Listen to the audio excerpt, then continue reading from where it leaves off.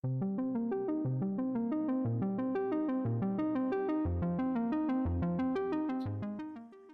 guys! So today we will be talking about psilocybin, a topic that most of you have been waiting for.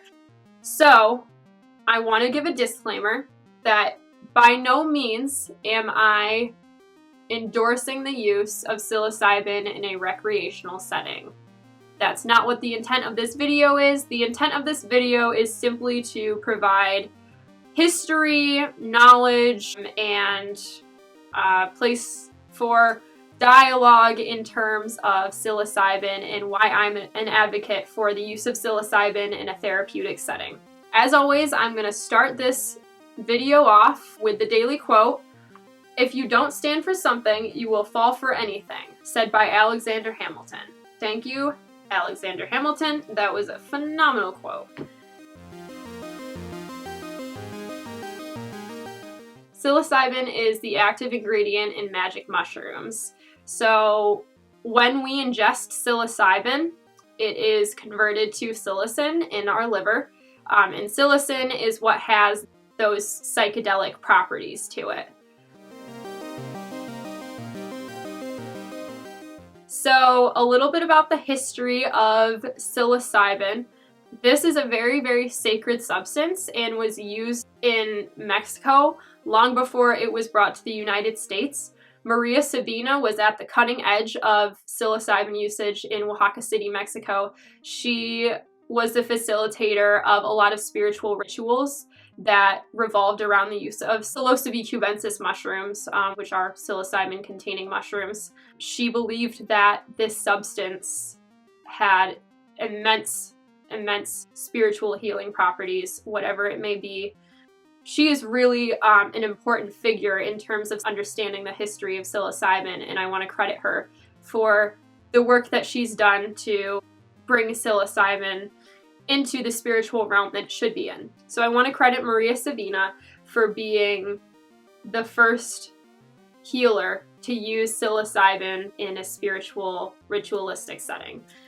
So psilocybin came to the US around 1957. It was isolated by Albert Hofmann. His name comes up a lot when talking about psychedelics because he was indeed the individual who synthesized lysergic acid diethylamide for the first time, which is LSD, if you didn't pick up on that. Hofmann was able to isolate psilocybin in the Sandoz laboratory in Switzerland, and then this was used in the US for a number of therapeutic usages. And then 1970 rolled around, post-counterculture movement. Counterculture movement was essentially the copious use of psychedelics during the 1960s and was attributed to a lot of the psychedelic music and artwork that came up around that time. Super interesting era. If you lived during it, I'm jealous of you. But I'm also not, because in 1970, President Nixon passed the Controlled Substances Act. So this constituted psilocybin, LSD, MDMA, along with others, as a Schedule I drug, meaning that it had no therapeutic usage, no recreational usage, was dangerous in the medicinal setting, and was highly, highly addictive. In 2000, Roland Griffiths at Johns Hopkins University was able to get funding to conduct psilocybin trials, and because Roland Griffiths pushed so hard for this, psilocybin is not as stigmatized as it was due to President Nixon's Controlled Substances Act. So I'm an advocate for destigmatizing this substance due to my knowledge of these trials and personal experience, which is going to be another video. But I want to advocate for why psilocybin should be decriminalized, and here are the reasons why. So when I ingest something, I feel it's very important to do my research on it before I ingest anything, because I want to know. This is probably because I also love physiology. and I want to know what I'm putting into my body and what's happening in my body. And it gives me a better understanding of how my mind may react to something or how my body may react to it, because they are interconnected.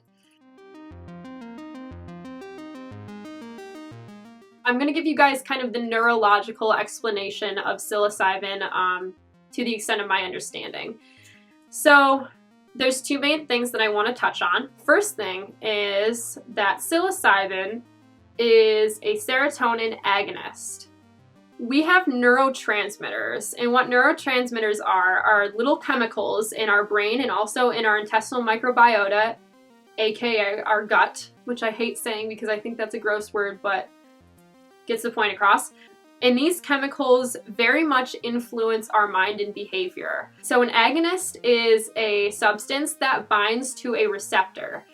So what psilocybin does is it binds to our serotonin neurotransmitter.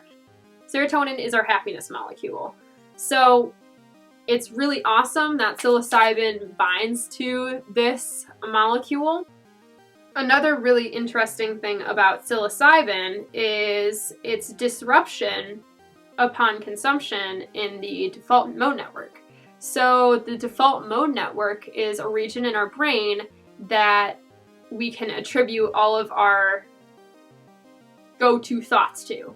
So by go-to thoughts, I mean things that we think about constantly that may be negative or maybe positive, but things that we think about a lot that have now created a pathway or a carving in our default mode network. So studies have shown that the default mode network is more active in individuals with depression due to rumination. Rumination is constant thought and fretting and feeling depressed about the past or something that's happened. So because this rumination is activating this pathway in our brain, it's continually carving out a space in our brain. So you can think about it as carving wood, you know? The deeper that you go down, the more ingrained it gets. So the analogy that I like to use when describing psilocybin's effect on the default mode network is if you were to take your brain out of your head and give it a couple good shakes and then put it back, new connections will start to form. So these pathways that were carved and ingrained in our default mode network are now being disrupted by the psilocybin to create new connections. So now we're literally thinking like new thoughts or putting a different perspective on these past thoughts that we had due to these new connections that psilocybin was able to disrupt for us. So this is really, really an essential reason why psilocybin can be used in the treatment of depression, anxiety, end-of-life distress, addiction, things to that effect, because of its work on the default mode network primarily, and then that other factor of playing as an agonist to our serotonin receptors. So that's kind of like the neurological explanation for why psilocybin works in terms of bettering mental health. It's extremely fascinating to me, and I think that it's extremely important that we get this information out there to end the stigma of psilocybin and realize that, hey, this can be used as a therapy. It does have a neurological explanation, and the neurological explanation is very promising. If you're interested in knowing about the studies Johns Hopkins University or New York University has conducted on psilocybin, you'll find them in the description section. It's very fascinating. I'll post my favorite 60 Minutes episode with Roland Griffiths. So this is why psilocybin is extremely important to me, and why I do want to become a psilocybin-assisted therapist, because the results are very promising to me. I will be speaking about my personal experience with psilocybin in my next video, which was life-changing for me, and I'm really excited to express that to you guys. Thank you for watching my video this week. I hope that you got a lot out of this and more of an explanation for why psilocybin works. Hashtag thank you plant medicine for bringing some light to this newfound therapeutic method. So again, thank you guys for watching.